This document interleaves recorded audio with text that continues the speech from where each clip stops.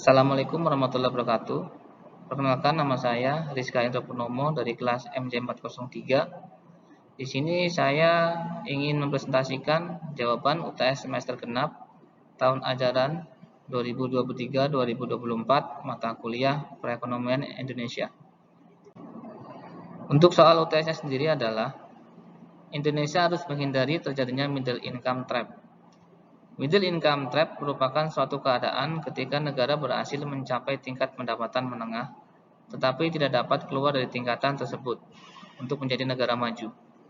Istilah ini pertama kali populer setelah dipakai dalam sebuah laporan Bank Dunia yang dirilis pada tahun 2007 berjudul Uneased Asian Renaissance: Ideas for Economic Growth, di mana middle income dalam buku ini mengacu pada keadaan ketika sebuah negara berhasil mencapai ke tingkat pendapatan menengah, tapi tidak dapat keluar dari tingkatan tersebut untuk menjadi negara yang maju.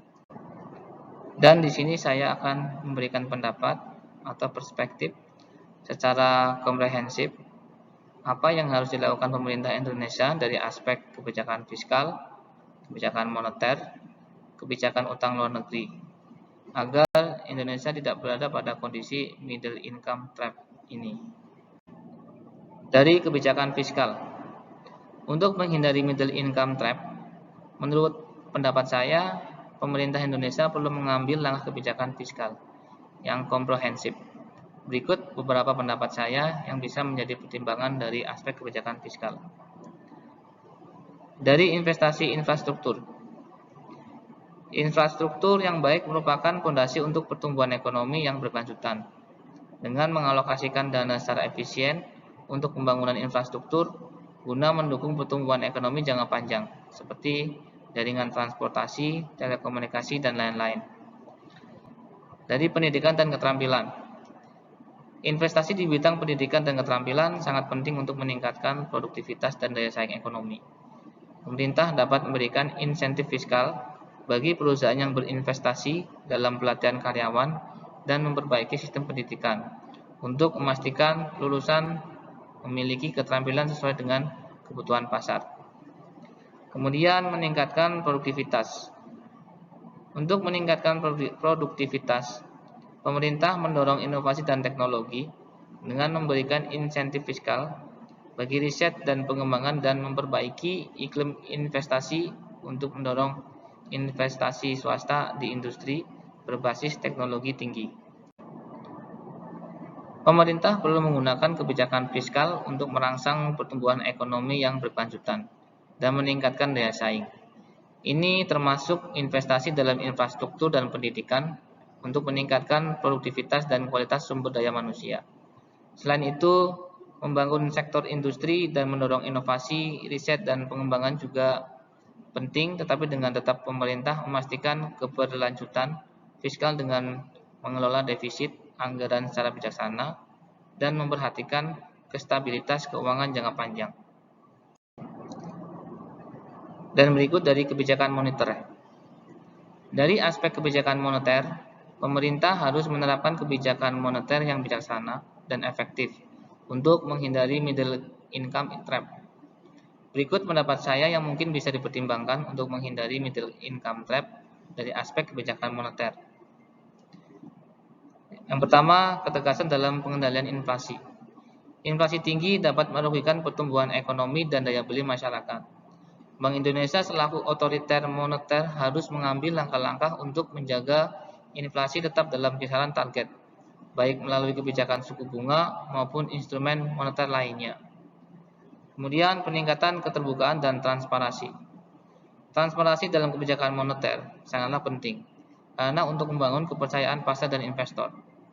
Bank Indonesia diharapkan secara rutin untuk mengkomunikasikan kebijakan moneter, pertimbangannya, dan proyeksi ekonomi kepada publik. Kebijakan kredit yang mendukung pertumbuhan ekonomi.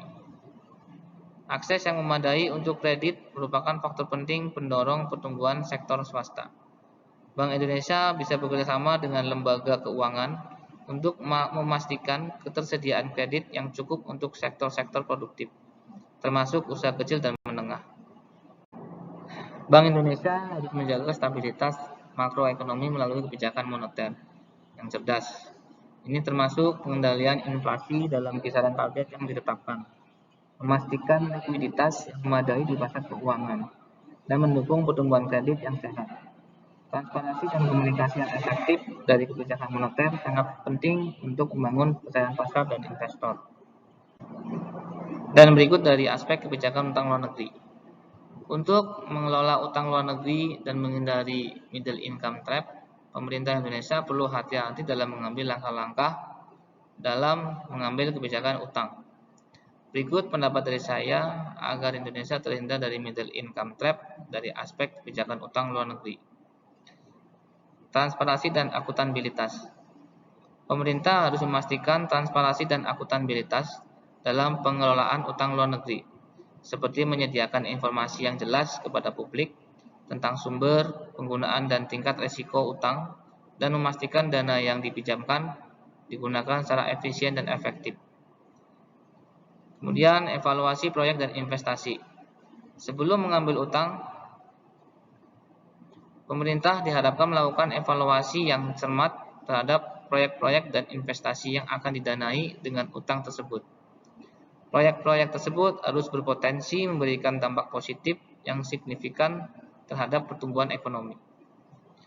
Kemudian, peningkatan pendapatan dan pengeluaran.